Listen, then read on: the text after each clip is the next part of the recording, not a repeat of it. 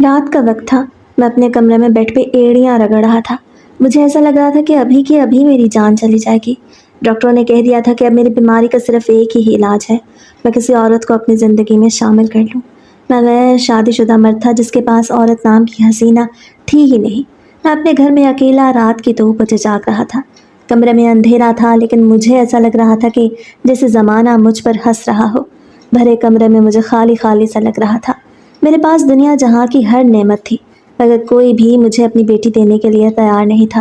سب لوگ یہی سمجھتے تھے کہ میں ایک بیمار انسان ہوں۔ کوئی بھی نہیں سمجھتا تھا کہ میری بیماری کیا ہے۔ 5 لوگوں سے میں نے خود ہی اپنے منہ سے رشتے کی بات کی جنہوں نے مجھے رد کر دیا تھا۔ مجھ میں دوبارہ ہمت نہیں تھی کہ میں کسی کے سامنے ہاتھ پھیلا کے ان سے ان کی بیٹی بہن کا رشتہ مانگوں۔ میں تھک چکا تھا۔ لوگ مجھے نظر انداز کر کے نہیں تھکے تھے۔ میں جب بھی کسی کے پاس رشتے کے لیے جاتا یا رشتے کا ذکر کرتا تو لوگ مجھ پر ہنستے اور کہتے کہ کون ایک بیمار شخص کو اپنی بیٹی دے گا۔ میری آنکھوں سے آنسو نکل رہے تھے۔ رات تقریباً ختم ہونے کو تھی۔ رات کا آخری پہر چل رہا تھا لیکن میری آنکھ بالکل بھی نہیں لگی تھی۔ میرے سینے میں ایک جلن سی تھی۔ ڈاکٹر نے کہہ دیا تھا کہ اس جلن کو عورت کا لمس ہی دور کر سکتا ہے، لیکن میں وہ بدبخت تھا جس کے پاس عورت کے لمس جیسی نعمت تھی ہی نہیں۔ میں ساری رات ہی نرم و ملائم بستر پہ آنکھیں کھولے پڑا رہا۔ 1 منٹ کے لیے بھی میری آنکھ بند نہیں ہوئی تھی۔ مجھے تو ایسا لگ رہا تھا کہ میں پلکیں بھی نہیں جھپک رہا۔ جب صبح کی اذان میرے کانوں میں پڑی تو میں بے بسی کے مارے آنکھیں موند گیا۔ ساری رات میری بے خوابی میں کٹ چکی تھی۔ بستر پر لیٹے لیٹے میری کمر میں درد ہونے لگا۔ صبح کی اذان کانوں میں پڑتے ہی میں فوراً ہی بستر سے اٹھ کھڑا ہوا اور باتھ روم میں گھس کے منہ ہاتھ دھو کر وضو کر کے باہر نکلا تو میرے دل کو ہلکا ہلکا سا سکون ملنے لگا۔ میں فجر کی نماز بالکل بھی نہیں چھوڑتا تھا۔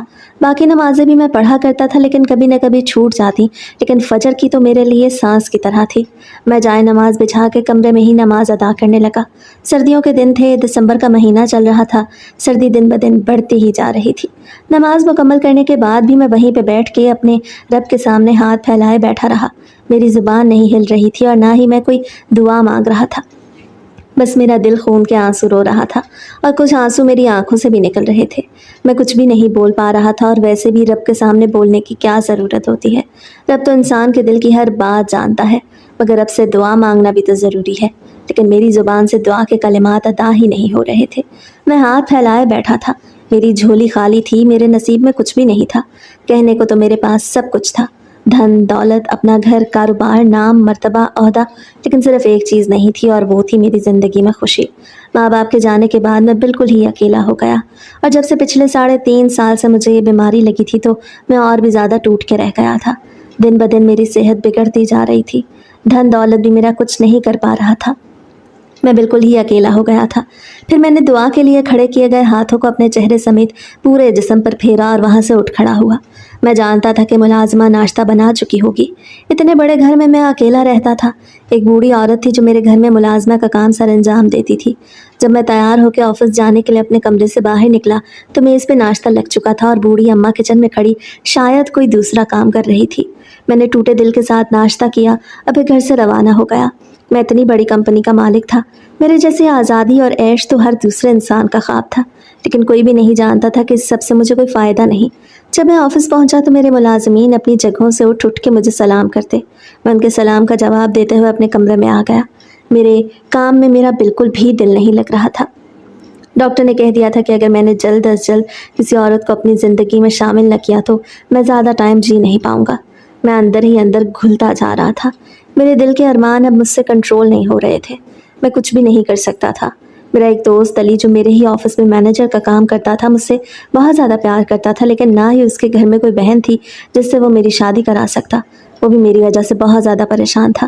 اس نے بھی میرے لیے بہت سارے رشتے دیکھے لیکن ہر کسی نے میری بیماری کا سن مجھے رد کر دیا۔ علی میرے کمرے میں آیا تو میں نے آنکھوں میں آئی ہوئی نمی صاف کر لی۔ میں اس کے سامنے خود کو کمزور ثابت نہیں کرنا چاہتا تھا۔ اسامہ یہ کیا؟ تم پھر سے رو رہے ہو یار؟ میں نے تم سے کہا تو ہے تم اپنا مقصد کسی ایسی عورت سے حاصل کر لو جو تم سے نکاح نہ کرے، بس تمہاری بیماری ہی ٹھیک ہو جائے۔ وہ پچھلے 1 ماہ سے میرے پیچھے پڑا ہوا تھا۔ وہ کہہ رہا تھا کہ میں کسی عورت سے ایسا تعلق قائم کر لوں جس میں نکاح نہ ہو، لیکن یہ مجھے منظور نہیں تھا۔ اور یہ تم کیسی باتیں کر رہے ہو؟ میں ایسا بالکل بھی نہیں کر سکتا۔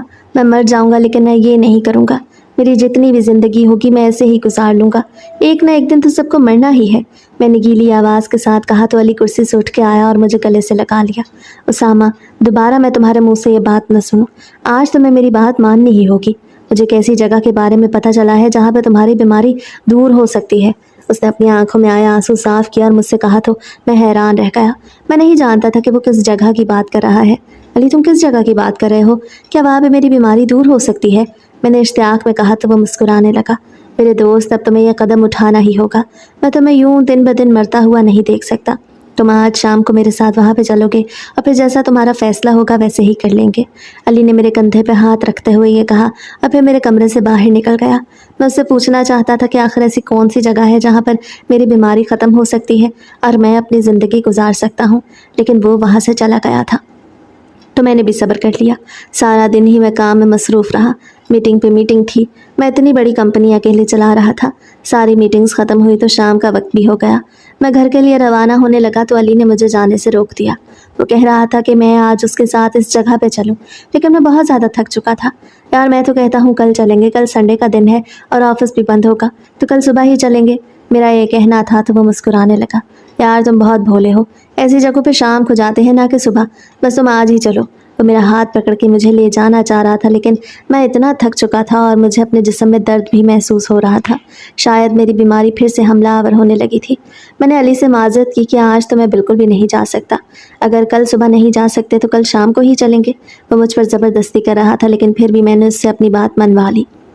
फिर अपनी गाड़ी में बैठ के घर की तरफ रवाना हो गया। मैं घर आया तो मेरा बंगला अंधेरे में डूबा हुआ था। मैं जानता था कि खाला सकीना इस वक्त यहाँ नहीं होंगी। वो मगरिब के बाद ही चली जाया करती थी। मेरा खाना बना के जाती थी। घर की सफाई वगैरह तो वो सुबह ही कर देती थी। मैं जाते साथ अपने कमरे में गया और फिर फ्रेश होकर कमरे से बाहर निकल आया। मैं किचन में आया तो मेरा खाना बिल्कुल तैयार पड़ा था। मैं अकेले बैठ के ही खाना खाने लगा। मुझ जैसा बदबख्त कोई भी नहीं होगा जो 32 साल की उम्र में अकेले ज़िंदगी गुजार रहा होगा। मेरे पास ऐसा कोई भी इंसान नहीं था जो मेरे साथ बैठ के हंसी खुशी बातें करते हुए खाना ही खा ले। मेरा दिल फिर से भर आया। मेरा दिल चाह रहा था कि मैं उड़ के अली के पास चला जाऊं, उससे कहूं कि मुझे ले चले। उस जगह पे मुझे हर चीज़ मंजूर थी। बस मैं ये जवानी के दिन अकेले नहीं काट सकता था और ना ही अपनी बीमारी में ख़ुद को जलील कर सकता था। मैं अली को रात को उस वक्त परेशान नहीं करना चाहता था। रात गहरी होने लगी थी। मैंने टूटे दिल के साथ खाना खाया और घर से बाहर निकल आया। मैं लॉन में इधर से उधर टहल रहा था। मेरे अरमान मेरे सीने से उमड़ उमड़ के बाहर आ रहे थे। मुझे ऐसा लग रहा था कि आज की रात यूं अकेले गुजारना मेरे लिए बहुत भारी होगा। आधी रात तो मैं सहन में इधर से उधर चलता रहा। मैंने शूज़ उतार दिए थे। ठंडी घास पे नंगे पाँव ही चल रहा था। मेरे दिल को सुकून मिल रहा था। मुझे ऐसा लग रहा था कि औरत का लम्स न सही, कुदरत का लम्स तो मुझे मैसर है। ठंडी ठंडी घास में मुझे सरूर आने लगा। कुछ देर बाद मैंने घड़ी पे वक्त देखा तो मेरी आंखें फटी की फटी रह गईं।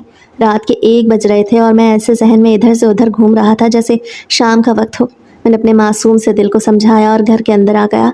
कमरे में जाने को मेरा दिल नहीं कर रहा था। मैं अपने कमरे में अकेला नहीं रह सकता था। मेरा दिल चाहता था वहाँ पे कोई हो जो मेरा दिल बहलाए। इसीलिए ड्राइंग रूम में ही बैठ गया। मैंने टीवी ऑन किया और न्यूज़ चैनल लगा के बैठ गया। कितनी ही देर मैं वहीं पे इधर उधर की खबरें सुनता रहा। मेरा दिल बार बार ही मुझे मजबूर कर रहा था कि मैं अली के पास जाऊं, लेकिन अब मुझे अगली रात का इंतज़ार करना था। कल वैसे भी शाम को हमें एक पार्टी में जाना था। हमने सोच लिया था कि उस पार्टी के बाद ही हम अली को बताई हुई जगह पे जाएंगे। मैं अपने कमरे में आया और आते साथ ही नींद की गोली खा बेड पे दराज हो गया। नींद की गोली खाने की वजह से मुझे बहुत जल्दी नींद आ गई थी। वैसे डॉक्टर ने मुझे मना किया था कि मैं नींद की गोली ना खाऊं, लेकिन कभी कभार मैं मजबूरी के आलम में नींद की गोली खा लिया करता था। मैं सुबह उठा तो मेरी नींद पूरी हो चुकी थी। पिछली रात भी मैं नहीं सो पाया था, इसलिए आज मुझे बहुत अच्छी नींद आई। मैं हशाश बशाश सा लग रहा था। आज तो मेरी नींद ज़रा देर से खुली थी। फजर की नमाज का वक्त निकलने ही लगा था। मैंने जल्दी जल्दी बस फ़र्ज़ ही अदा किया और फिर कमरे से बाहर निकल आया। सकीना खाला आ चुकी थी। मेरा नाश्ता भी बना चुकी थी। वो अपने काम की बहुत पक्की थी। उन्हें भी मुझ पर तरस आता था। वो भी यही कहती थी कि बेटा, अगर मेरी बेटी होती तो मैं उसे तुम्हारी दुल्हन बना देती, तो मेरी आह निकल जाती। मेरे सारे हमदर्द यही कहते कि मेरी ही बदकिस्मती थी कि मेरे लिए उनके पास कोई बहन बेटी थी ही नहीं जो मेरी बीमारी दूर कर सके। ना जाने मुझे क्यों ऐसी बीमारी लग गई। डॉक्टर्स ने कह दिया था कि अब मुझे दवाइयों से ठीक नहीं किया जा सकता। अब तक तो मैं डॉक्टर से ज़बरदस्ती दवाइयाँ ले आया करता था और इतने साल में ऐसे ही गुजार चुका था, लेकिन अब तो डॉक्टर मुझे दवाइयाँ भी नहीं देते थे। वो कहते थे मुझे अपने लिए एक ऐसी दवाई ढूंढनी होगी जिससे मेरी बीमारी ख़त्म हो जाए, और वो दवाई एक औरत ही थी जो मुझे मुयस्सर नहीं थी। मैंने सोच लिया था कि अब मैं अपने आप को मज़ीद अजियत नहीं दूंगा और आज ही अली के साथ उस जगह पर ज़रूर जाऊंगा। मैं नहीं जानता था कि वो किस जगह का कह रहा है, लेकिन फिर भी मैंने अपने दिल को समझा लिया था कि मैं किसी भी हद तक चला जाऊंगा। अब अपने आप को मज़ीद अजियत नहीं दूंगा। नाश्ता करने के बाद मैं घर से बाहर निकल आया और लॉन में ही जॉगिंग करने लगा। अली ने कहा था कि आज हम जॉगिंग करने के लिए पार्क में जाएंगे, लेकिन लोगों में रह के मुझसे बिल्कुल भी कुछ नहीं होता था। मुझे ऐसा लगता था कि लोग मुझ पर हंस रहे हैं। अली मुझसे 2 बरस छोटा था, लेकिन उसकी शादी हो चुकी थी और 2 बच्चे भी थे। एक मैं ही था जो अब तक अकेला था। ना जाने क्यों मुझे ऐसी बीमारी लग गई कि सब लोग ही मुझसे दूर हो गए थे। कितनी देर मैं इधर से उधर टहलता रहा। एक बार फिर से अपने घर के अंदर आ गया। टीवी, मोबाइल, खाना पीना और लॉन में टहलना, इसके अलावा और कोई भी काम नहीं था। इतवार का दिन तो वैसे ही बोरिंग गुजरता। बाकी दिनों में तो मैं ऑफिस चला जाया करता, लेकिन इतवार के दिन मैं ऑफिस नहीं जा सकता था। मैंने अपने ऑफिस में इतवार को छुट्टी दे रखी थी। मैं नहीं चाहता था कि वो बेचारे बीवी बच्चों वाले मर्द एक दिन भी अपने घर वालों के साथ न गुजार पाएं। मैं तो अकेला था और छुट्टी होना ना होना मेरे लिए कोई मायने नहीं रखता था। लेकिन दूसरे लोग तो मुझसे मुख्तलिफ ज़िंदगी गुजार रहे थे। उन्हें अपने घर वालों को भी टाइम देना था।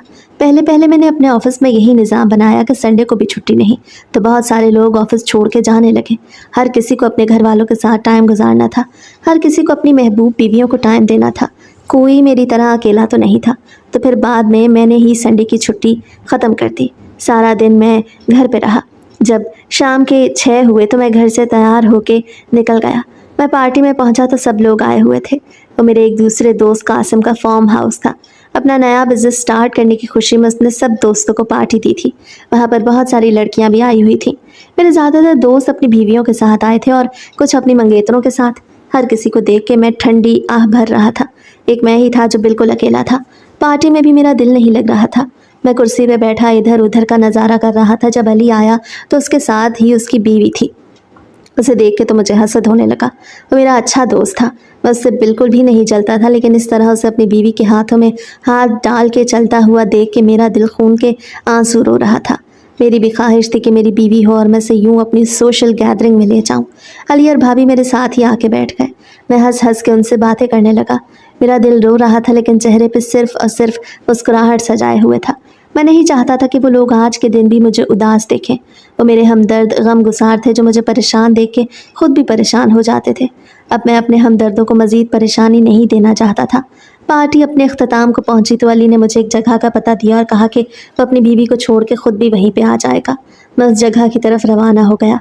अली भाभी को छोड़ने के लिए घर चला गया था। मैं 20 मिनट के अंदर ही उस जगह पे पहुंच चुका था।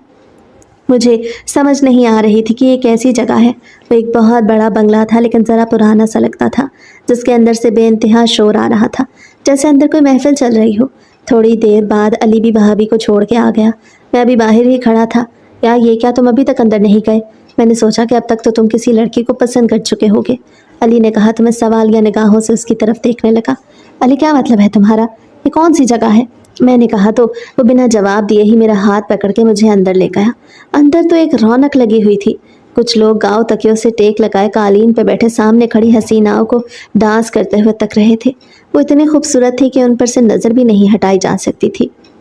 अब मुझे समझ आ गई थी कि अली मुझे यहाँ पे क्यों लाया है। वो एक कोठा था जहाँ पर मैं अपनी बीमारी दूर कर सकता था। अली ने मुझे एक भारी भरकम औरत से मिलाया। वो ज़रा बड़ी उम्र की लगती थी, जेवरात से लदी फदी, मेकअप ज़्यादा चेहरा लिए वो मुस्कुरा मुस्कुरा के मुझसे बातें कर रही थी। उसने मुझसे कहा मुझे किसी तरह की औरत चाहिए। मैं तो ज़ुबान ही नहीं हिला पाया। मैं कहना चाहता था कि बस कोई ऐसी हो जो मेरी बीमारी दूर कर दे, लेकिन अली ने मुझसे कह दिया था कि मैं किसी को भी यहाँ पर अपनी बीमारी के बारे में नहीं बताऊँगा। ये ना हो कि ये लोग भी मुझे यहाँ से भगा दें। औरत मुझसे पूछ रही थी मगर मैं कुछ नहीं बोल रहा था, तो अली ने ही बोलना शुरू किया। नरगिस भाई, किसी ऐसी औरत का इंतज़ाम कर दो जो मेरे दोस्त के दिल के सारे गम दूर कर दे। जैसी भी हो, बस मेरे दोस्त को बहुत प्यार दे।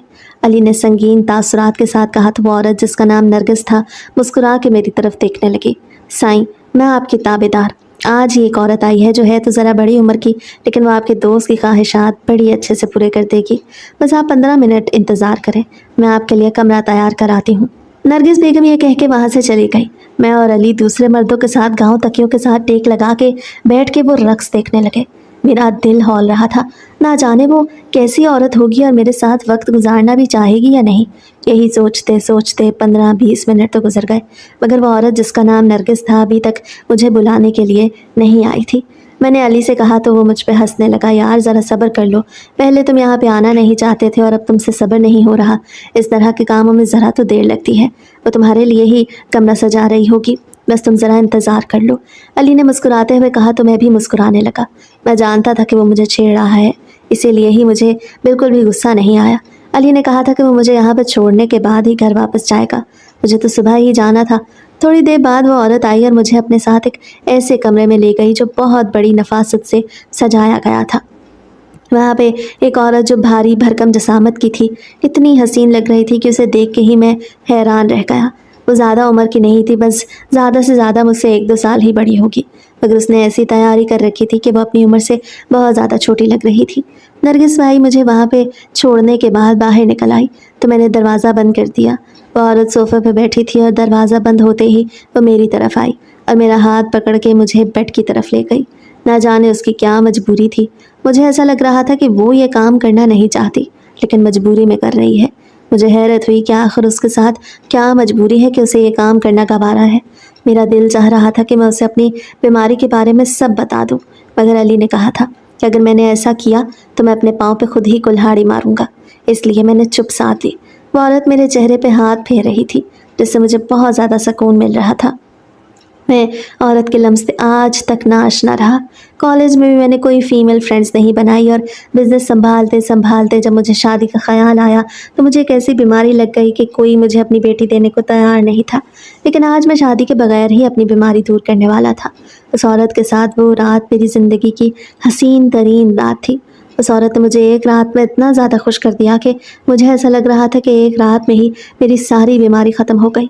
जब मैं सुबह अपने घर आया तो मैं बहुत खुश लग रहा था। घर आते ही सकीना खाला मुझसे पूछने लगी, बेटा तुम बहुत खुश दिखाई दे रहे हो। तो मैंने उनसे यही कहा कि मुझे अपनी ज़िंदगी की सबसे बड़ी खुशी मिल गई। तो वो सवालिया नज़रों से मेरी तरफ देखने लगी। तो मैंने उनसे कहा कि मुझे बिज़नेस में एक बहुत बड़ी डील मिली है। तो मुझे दुआएं देने लगी, अल्लाह तुम्हें मज़ीद कामयाबी अता करे। मेरे चेहरे से मुस्कुराहट अलग ही नहीं हो रही थी। मेरा दिल चाह रहा था कि मैं उड़ के दोबारा फौजिया के पास पहुंच जाऊं। वो इतनी हसीन और इतनी अच्छी थी कि एक रात में ही उसने मुझे अपना दीवाना बना दिया था। वक्त गुजरता जा रहा था। मैं 1-2 रातें मुसलसल उसके पास जाता रहा और फिर 2-3 दिन मैं बिल्कुल भी उसके पास नहीं गया। मैं काम में मसरूफ़ होकर रह गया। 1 हफ्ते बाद जब मैंने अपना चेकअप करवाया तो हैरान कुन तौर पे ये बात सामने आई कि मेरी बीमारी ख़त्म होने लगी थी। डॉक्टर समझ रहा था कि मैंने शादी कर ली। उसने कहा मैं बिल्कुल ही ठीक हो जाऊंगा, बस अपनी बीवी के साथ ताल्लुक़ कायम करता रहूं। मैं उसे कैसे बताता कि मैं अपनी बीवी के साथ नहीं बल्कि किसी गैर औरत के साथ ताल्लुक़ में हूँ। मैंने उससे ये बात छुपा ली। अब फौजिया के पास गए हुए भी मुझे 3-4 दिन गुजर चुके थे। मेरा दिल किया कि आज रात में उसके पास जाऊं, लेकिन अंदर ही अंदर मेरा ज़मीर मुझे झिंझोड़ने लगा कि मैं किस काम में पड़ गया हूँ। मुझे ये सब नहीं करना था। मैं तो इज़्ज़त के साथ शादी करना चाहता था, लेकिन किसी ने मुझे अपनी बेटी ही नहीं दी। मैंने अली से मशवरा किया तो वो बोला, यार तुम बिल्कुल भी इस बारे में ना सोचो। जब तक तुम बिल्कुल ठीक नहीं हो जाते तब तक उस जगह पे जाते रहो, और जैसे ही तुम ठीक हो जाओ तो फिर वहाँ से ख़ुद को दूर कर लेना। फिर तो कोई तुम्हें अपनी बेटी दे ही देगा जब तुम्हारी सारी रिपोर्ट्स क्लियर होगी। अली ने मुझे समझाया तो मुझे उसकी बात माननी पड़ी। वो ठीक ही कह रहा था। मैंने इस काम में कदम रख दिया था तो मुझे अपनी बीमारी को मुकम्मल तौर पर दूर करना था। शाम का वक्त था। मैं ऑफिस से वापस आ चुका था। मैंने सोचा कि आज मैं फौजिया के पास ज़रूर जाऊंगा। आज मैं बड़ी अच्छी सी तैयारी करना चाहता था। पहले तो मैं ऐसे ही चला जाता था, लेकिन मैंने सोचा आज मैं इतना अच्छा तैयार होकर जाऊंगा कि वो भी मुझे दिलो जान से पसंद कर ले। मैं तैयार हो चुका था। मैं अब ड्रेसिंग टेबल के सामने खड़ा अपने आप पे परफ्यूम की शीशी खाली करने लगा। मैंने तकरीबन परफ्यूम की आधी बोतल अपने जिस्म पे छिड़क दी और फिर जब घर से बाहर निकला तो मुझे ऐसा लग रहा था कि मुझ जैसा खुश नसीब तो कोई और है ही नहीं। मेरा दिल चाह रहा था कि मैं उड़ के फौजिया के पास चला जाऊँ। मेरा घर उस कोठे से आधे घंटे के मसाफत पे था। आधे घंटे का फासला मैंने 20 मिनट में तय किया। जब मैं वहाँ पे पहुँचा तो महफिल सजी हुई थी, लेकिन मुझे उस महफिल में नहीं बल्कि अपनी महफिल में जाना था, जहाँ पर फौजिया और मेरे अलावा और कोई भी नहीं होता था। वो दिलो जान से मुझे पसंद आ गई थी। उसकी सबसे बड़ी बात ये थी कि सबसे पहले वो मेरे हिस्से में आई थी। मैं जैसे ही उस कमरे में गया तो हमारी लज्जत का अमीन था तो फौजिया पहले से ही तैयार खड़ी थी। میں نے آنے سے پہلے کال کر دی تھی کہ میں آج آنے والا ہوں۔ میرے وہاں پر پہنچتے ہی وہ دوڑ لگا کے میری طرف آئی اور مجھے گلے سے لگا لیا۔ وہ مجھ سے شکایت کر رہی تھی کہ میں اتنے دن کیوں نہیں آیا، جانے من میں کام میں زیادہ مصروف تھا۔ تم بتاؤ، کیا تم نے مجھے مس کیا؟ میرا یہ کہنا تھا کہ وہ مجھے اپنے سینے میں بھیج گئی۔ صاحب جی، میں تو انگاروں پہ لوٹتی رہی، میرا تو دل چاہ رہا تھا کہ میں اڑ کے آپ کے پاس آ جاؤں۔ جیسے ہی اس نے صاحب جی کہا تو مجھے بالکل بھی اچھا نہیں لگا۔ فوزیہ، میں نے تمہیں پہلے بھی کہا تھا کہ تم میرا نام لیا کرو، میرا نام اسامہ ہے، تو مجھے صاحب جی مت کہا کرو، مجھے اچھا نہیں لگتا۔ میں نے یہ کہا تو وہ میرے چہرے پہ ہاتھ پھیرتے ہوئے مجھے اسامہ کہنے لگی، تو میرا دل خوش ہو گیا۔ وہ میری ہر ایک بات کو فوراً سے مان لیا کرتی، لیکن بار بار ہی وہ میرا نام بھول کے مجھے صاحب جی کہنے لگتی۔ شاید ان کے کام میں یہ سب شامل تھا۔ اس نے آج سرخ کلر کی شلوار قمیض پہن رکھی تھی، اس کے لمبے گھنگریالے بال کمر سے نیچے تک جا رہے تھے جو ہلکے ہلکے گیلے تھے۔ شاید وہ بھی نہا کے آئی تھی۔ اس کے ہونٹوں پہ لگی لال رنگ کی لپسٹک تو مجھے اپنی گرفت میں لے رہی تھی۔ نیلی آنکھوں میں میں بس ڈوبتا ہی جا رہا تھا۔ میں 3-4 دن بعد اسے دیکھ رہا تھا۔ مجھے ایسا لگ رہا تھا کہ اس جیسی حسین ترین عورت میں نے زندگی میں کبھی دیکھی ہی نہیں۔ آنکھوں میں ڈلا ہوا کاجل مجھے ادھر ادھر دیکھنے نہیں دے رہا تھا۔ میں اس کی آنکھوں میں ڈوبتا جا رہا تھا۔ وہ میری آنکھوں میں دیکھ رہی تھی اور میں اس کی آنکھوں میں دیکھ رہا تھا۔ وہ مجھے تھام کے صوفے کی طرف لائی اور میرے قریب ہو کے بیٹھ گئی۔ اس نے میرے کندھے پہ سر رکھا ہوا تھا۔ صاحب جی، مجھے ایک بات تو بتائیں، آپ نے اب تک شادی کیوں نہیں کی؟ وہ ایک مرتبہ پھر سے مجھے صاحب جی کہہ رہی تھی، لیکن اس بار میں نے اسے نہیں ٹوکا۔ میں اس کے سوال پہ دھیان دینے لگا۔ میں اسے کیا بتاتا؟ بس میں نے اسے یہی کہہ دیا کہ کوئی مجھے اپنی بیٹی دیتا ہی نہیں۔ جب میں نے یہ کہا تو وہ حیران رہ گئی۔ صاحب جی، آپ اتنے اچھے ہیں، کوئی کیوں آپ کو اپنی بیٹی نہیں دیتا؟ اگر میری قسمت ہوتی تو شاید اس نے یہ کہا تو میں سمجھ گیا کہ وہ کہنا چاہتی ہے، لیکن اس نے اپنا جملہ مکمل نہیں کیا۔ اس کے آدھے الفاظ اس کے منہ میں ہی دم توڑ گئے۔ فوزیہ، کیا کہنا چاہتی ہو تم؟ دل کھول کے کہو، تم مجھ سے کچھ بھی کہہ سکتی ہو۔ میں نے اس کے چہرے پہ ہاتھ پھیرتے ہوئے کہا تو وہ چپ کر گئی، نظریں جھکا گئی، وہ کچھ بھی نہیں بول رہی تھی۔ نہیں صاحب جی، کوئی بات نہیں، میری ایسی اوقات کہاں۔ وہ یہ کہتے ہوئے اپنی آنکھوں کی نمی صاف کرنے لگی۔ فوزیہ، کیا ہوا ہے تمہارے ساتھ؟ کیا مسئلہ ہے؟ کیا میں تمہارے بارے میں کچھ پوچھ سکتا ہوں؟ میں نے یہ کہا تو وہ پھوٹ پھوٹ کے رونے لگی۔ وہ اتنا زیادہ رو رہی تھی کہ جیسے کوئی مر گیا ہو۔ نہ جانے اس کے ساتھ کیا مسئلہ تھا۔ میں اس سے پوچھتا رہا لیکن اس نے میری کسی بات کا کوئی جواب نہ دیا اور میری خواہش پوری کر کے مجھ سے کہا کہ میں چلا جاؤں۔ رات کے 3 بج رہے تھے۔ میں نے سوچا تھا میں صبح جاؤں گا، لیکن وہ مجھے ابھی سے ہی بھیج رہی تھی۔ میرا دل نہیں چاہ رہا تھا کہ میں اسے چھوڑ کے جاؤں، اور ویسے بھی وہ مجھے کچھ پریشان سی لگ رہی تھی۔ میں اسے ساری رات ہی پوچھتا رہا لیکن اس نے مجھے کچھ بھی نہ بتایا، اسی لیے مجھے مجبوراً صبح 4 بجے وہاں سے نکلنا پڑا۔ میں گھر آ چکا تھا لیکن مجھے سکون نہیں مل رہا تھا۔ میرا ضمیر مجھے پھر سے جھنجھوڑنے لگا۔ جب بھی میں اس کے پاس سے ہو کے آتا تو مجھے ایسا لگتا کہ میں گناہ کے ایک دلدل میں پھنستا جا رہا ہوں۔ بھلے ہی میں نے صرف اور صرف اپنی بیماری دور کرنے کے لیے یہ سب کیا، لیکن اب میں یہاں سے پیچھے ہٹ نہیں پا رہا تھا۔ میری بیماری مکمل طور پہ تو ختم نہیں ہوئی، لیکن کافی حد تک بہتری آ گئی تھی۔ مجھے کبھی بھی کوئی کمی یا تکلیف محسوس نہیں ہوتی تھی۔ میں اپنی زندگی بھرپور طریقے سے گزارنے لگا تھا۔ نہ جانے میں کیا چاہتا تھا۔ میں فوزیہ سے دور نہیں رہ سکتا تھا اور میرا ضمیر مجھے جھنجھوڑ رہا تھا کہ اب مجھے دوبارہ اس کے پاس نہیں جانا۔ میں آتے ساتھ ہی اپنے بیڈ پہ دراز ہو گیا۔ مجھے نیند بھی آ گئی۔ اب مجھے نیند آ جایا کرتی تھی۔ شاید میرے دل و دماغ کو سکون آ گیا تھا۔ مجھے نیند کی گولیاں بھی نہیں کھانی پڑتی تھی۔ اب خود بخود ہی مجھے نیند آ جاتی۔ میں اٹھا تو مجھے بھوک محسوس ہو رہی تھی۔ میں اٹھ کے کچن میں آ گیا۔ سکینہ خالہ میرا ناشتہ بنا کے گئی تھی۔ میں نے ناشتہ کیا اور تیار ہو کے آفس پہنچ گیا۔ میں نے سوچ لیا تھا کہ اب میں دوبارہ فوزیہ کے پاس نہیں جاؤں گا۔ وقت گزرتا جا رہا تھا۔ پھر سے میں نے اپنا چیک اپ کروایا تو ڈاکٹر نے مجھے بہت بڑی خوشخبری دی۔ میری بیماری نہ ہونے کے برابر تھی۔ میں اپنی بیماری دور کر چکا تھا، اور وہ بھی صرف اور صرف فوزیہ کی وجہ سے۔ میں جانتا تھا کہ وہ میرے لیے بےتاب ہو رہی تھی، لیکن اب میں اس کے پاس نہیں جانا چاہتا تھا۔ میں مزید اس گناہ کی دلدل میں پھنسنا نہیں چاہتا تھا۔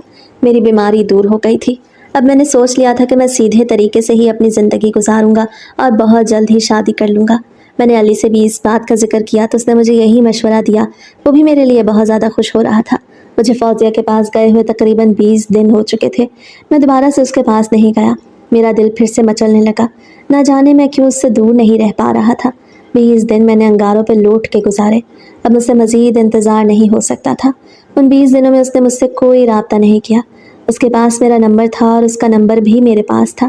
میں جاتے وقت اسے بتا کے جاتا تھا کہ میں آنے والا ہوں، لیکن وہ کبھی بھی مجھے کوئی میسج یا کال نہیں کرتی تھی۔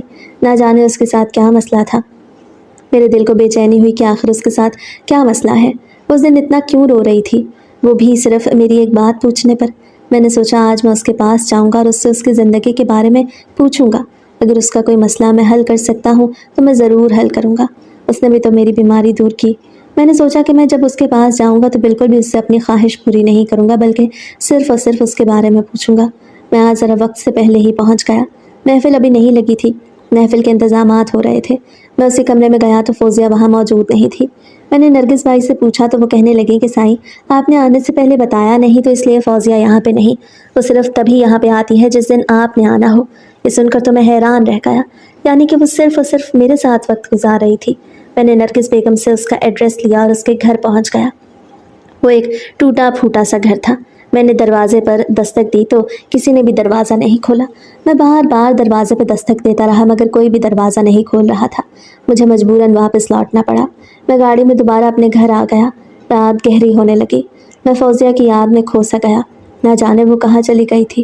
مجھے لگ رہا تھا کہ شاید نرگس بیگم نے ہی مجھے غلط ایڈریس دے دیا۔ آخر وہ ایک ایسے ٹوٹے پھوٹے گھر میں کیسے رہ سکتی ہے؟ میرا دماغ سائیں سائیں کرنے لگا۔ میں کسی بھی نتیجے پہ نہیں پہنچ پا رہا تھا۔ میں نے نرگس کو کال کیا اور اس سے کہا کہ وہ فوزیہ سے رابطہ کرے، اس سے کہے کہ وہ کل رات کوٹھے پہ موجود ہو، مجھے اس کے پاس آنا ہے۔ ساری رات ہی مجھے نیند نہ آئی۔ میری نیند پھر سے اڑن چھو ہو گئی۔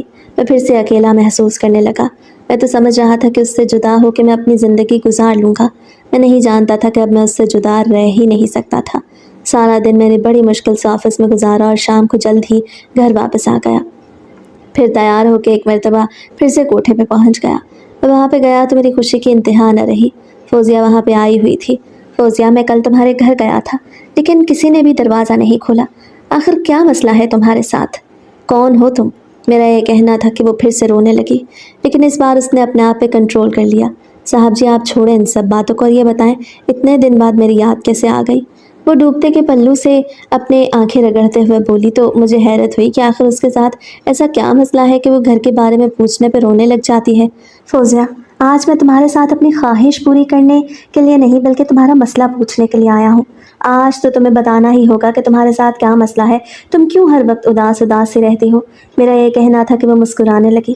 صاحب جی آپ چھوڑیں ان باتوں کو، مجھ جیسی بدبخت کی بات سن کے آپ بھی پریشان ہو جائیں گے۔ اس نے چہرے پہ مصنوعی مسکراہٹ سجا کے کہا تو مجھے حیرت کا جھٹکا لگا۔ نہ جانے وہ کیا کہنا چاہتی تھی۔ فوزیہ تم کیا کہنا چاہتی ہو؟ سیدھا سیدھا کہو، مجھے کچھ بھی سمجھ نہیں آ رہی۔ تم نہیں جانتی تم نے میری کتنی بڑی مشکل آسان کی ہے۔ میں تمہاری مشکل آسان کرنا چاہتا ہوں۔ اگر تم مجھے ذرا برابر بھی اپنا سمجھتی ہو تو مجھے اپنے بارے میں آج ہی سب کچھ سچ سچ بتا دو۔ میں نے اس کا ہاتھ تھام کے اسے بیڈ پہ بٹھایا اور خود بھی اس کے پاس ہی بیٹھ گیا تو وہ میرے کندھے پر سر ٹکا گئی۔ جب اس نے مجھے اپنی ساری داستان سنائی تو میں حیران رہ گیا۔ وہ تو مجھ سے بھی زیادہ بڑی مشکل میں تھی۔ ایک میں تھا جو سمجھتا تھا کہ مجھ سے بڑی مشکل تو کسی پہ ہے نہیں۔ میری مشکل ختم ہو چکی تھی لیکن اس بیچاری کی مشکل اب بھی ختم نہیں ہوئی تھی۔ فوزیہ میں تم سے ایک بات کرنا چاہتا ہوں۔ میں چاہتا ہوں کہ تم سوچ سمجھ کے ہی جواب دو۔ میں نے یہ کہا تو وہ سوالیہ نظروں سے میری طرف دیکھنے لگی۔ فوزیہ میں تم سے شادی کرنا چاہتا ہوں۔ میں تمہارے بغیر نہیں رہ سکتا اور نہ ہی یہ ناجائز رشتہ دوبارہ قائم کرنا چاہتا ہوں۔ میرا یہ کہنا تھا کہ وہ خوشی سے نہال ہو گئی۔ اس کی آنکھوں سے آنسو اب بھی نکل رہے تھے لیکن وہ آنسو خوشی کے تھے۔ صاحب جی یہ تو میری خوش نصیبی ہوگی کہ مجھ جیسی بدبخت اور بد کردار کو آپ اپنی زندگی میں شامل کریں گے۔ اس نے یہ کہا تو میں نے اس کے منہ پہ ہاتھ رکھ دیا۔ نہیں فوزیہ تم یہ بالکل بھی مت کہو کہ تم بد کردار ہو۔ تمہارے حالات نے ہی تمہیں یہاں تک پہنچایا ہے اور میرے علاوہ تم نے آج تک کسی کے ساتھ بھی وقت نہیں گزارا تو میں کیسے تمہیں غلط کہوں؟ غلطی تو میری ہے۔ مجھے پہلی رات ہی تم سے نکاح کر لینا چاہیے تھا۔ اس گناہ کے چکر میں پڑنا ہی نہیں چاہیے تھا۔ اب میں اپنی ساری غلطیاں سدھار لوں گا۔ تم اپنے گھر چلی جاؤ۔ میں کل تمہارے گھر آؤں گا اور وہ بھی نکاح خواہ کو لے کر۔ میں نے یہ کہا اور راتوں رات ہی وہاں سے نکل آیا۔ میں بہت زیادہ خوش تھا۔ اس کے حالات سن کے میں اداس تو تھا لیکن میں جانتا تھا کہ مجھے اس کے مسئلے کیسے دور کرنے ہیں۔ میں نے علی کو ساری بات بتائی تو وہ بھی حیران رہ گیا اور کہنے لگا کہ میں چھپا رستم نکلا ہوں۔ وہ مجھ سے کہہ رہا تھا کہ میں سوچ سمجھ کے ہی یہ نکاح کروں، یہ نہ ہو کہ وہ مجھے دھوکہ دے دے۔ تو میں نے اس سے کہا کہ وہ بالکل بھی ایسی نہیں۔ میرے علاوہ اس نے کبھی بھی کسی کے ساتھ وقت نہیں گزارا اور یہاں پر بھی اس کی مجبوریوں نے اسے پہنچایا۔ سارا دن ہی میں شام کا انتظار کرتا رہا۔ میں نے شام کو ہی علی اور اپنے 2 دوستوں کے ساتھ نکاح خواہ کو لے کے اس کے گھر پہ جانا تھا۔ وہ وقت بھی آ گیا جب میں اس کے گھر پہ موجود تھا۔ मेरे चारों दोस्त मेरे साथ थे और निकाह खां भी। वो दुल्हन की तरह सजी सवरी बैठी थी। मैंने उसके लिए कपड़े पहले ही भिजवा दिए थे। उसके घर में उसकी बीमार माँ के अलावा और कोई भी नहीं था। उसकी माँ को कैंसर था।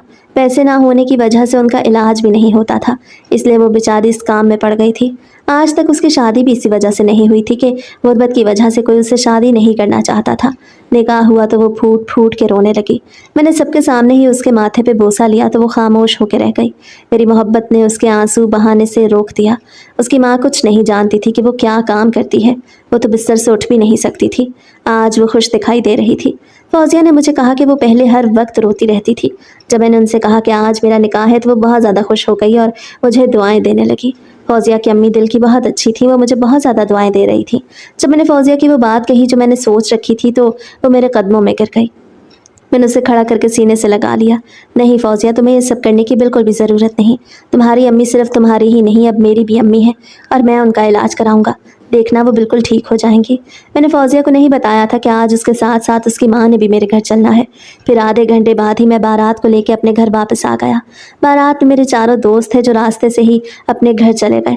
जब हम घर पहुंचे तो मेरे साथ मेरी बीवी और मेरी सास थी। मैंने खाला सकीना से कह दिया कि वो एक और कमरा तैयार कर दें जो उन्होंने तैयार करके रख दिया था। आज रात उन्होंने घर पे ही रहना था। उन्होंने बहुत अच्छा खाना बनाया था। सबसे पहले हम सब ने मिलजुल के खाना खाया और फिर मैं अपनी बीवी को लेकर अपने कमरे में पहुंच गया। मेरे घर में कोई भी नहीं था। फौजिया की अम्मी दूसरे कमरे में सो रही थी, इसलिए हम बिल्कुल ही आज़ाद थे। और वैसे भी हम एक दूसरे को जानते थे। फौजिया बहुत ज़्यादा शर्मा रही थी। वो तो ऐसे शर्मा रही थी कि आज हम पहली मर्तबा एक दूसरे से मिलने लगे हैं। मेरी खुशी की इंतहा नहीं रही थी। मैंने अपनी मोहब्बत को हासिल कर लिया था और ज़मीर की जंग भी जीत ली थी। अब मैं फौजिया के साथ जायज़ रिश्ते के नाते अपनी ख्वाहिश पूरी कर सकता था। हम दोनों निकाह में थे और ये एक जायज़ रिश्ता था। मैंने गिड़गिड़ा के अल्लाह ताला से माफ़ी मांगी। मैं जानता था कि मैंने बहुत बड़ा गुनाह किया है, लेकिन मैं ये भी जानता था कि मेरे रब की रहमत बहुत बड़ी है। वो मुझे बहुत जल्द ही माफ़ कर देगा। और फिर मेरी नीयत तो ख़राब नहीं थी। खुदा तो नीयतों को देखने वाला है। लेकिन फिर भी मेरी आंखों से आंसू खुश्क नहीं हो रहे थे और फौजिया भी मेरी आंखों में आने वाले आंसू देख रही थी। वो भी मेरे कंधे पर सर रखे रो रही थी। वो बहुत ज़्यादा पशेमान थी कि उसने मेरे साथ गलत रिश्ता कायम क्यों किया। मैंने उसे समझाया कि इसमें हमारी कोई गलती नहीं, बल्कि हमारे हालात ही ऐसे थे, लेकिन वो मेरी बात नहीं सुन रही थी। वो कह रही थी कि अगर वो कोई मेहनत मजदूरी कर लेती तो उसे इस दलदल में न फंसना पड़ता। तो मैंने उसे समझाया कि मेहनत मजदूरी से वो कितना ही कमा लेती, आज उसकी माँ जिंदा नहीं होती। गर्ज ये कि हम दोनों से बहुत बड़ी गलती हुई थी जिसे अब हम सुधार भी चुके थे, लेकिन हमारे दिलों पे एक बोझ था। मैं फौजिया को समझा रहा था, लेकिन मेरे अपने दिल का भी बोझ हल्का नहीं हो रहा था। फिर हम दोनों मियाँ बीवी ने मिलकर शुक्राने के नवाफिल अदा किए और गिड़गिड़ा के अपने रब से दुआएं मांगी। हम नहीं जानते थे कि हमारे रब ने हमें माफ़ किया भी या नहीं, लेकिन हमारे दिल मुतमईन है, क्योंकि रब की रहमत तो बड़ी है और हमारे जैसे गुनहगार तो उसकी रहमत के साए तले आके बिल्कुल ही शफ़ाफ हो जाते हैं। वक्त गुजरता जा रहा था। मैंने अपनी सास का इलाज करवाया, उनका कैंसर भी अब ठीक होने लगा। मैंने डॉक्टर से कहा कि अगर आप कहें तो मैं उन्हें बाहर ले जा सकता हूँ, लेकिन उनका इलाज पाकिस्तान में मुमकिन था। उनकी तबीयत ठीक होती जा रही थी और उनके साथ साथ फौजिया भी पहले से ज़्यादा हसीन और खुश रहने लगी थी। वह अपनी माँ को ठीक होता देख बहुत ज़्यादा खुश रहने लगी। उसकी खुशी में मैं खुश रहने लगा। मेरी मुश्किलात ख़त्म हो चुकी थीं और मेरा अकेलापन भी दूर हो चुका था। गर्ज ये कि जो भी हुआ वो सही नहीं हुआ, लेकिन इसके बाद जब हम दोनों एक हुए और एक जायज़ रिश्ता बनाया तो हमारे सारे ही मसले ख़त्म हो गए। हमारी शादी को 2 साल हो चुके हैं और हमारी एक चांद सी बेटी भी है जो हमें बहुत ज़्यादा अजीज़ है।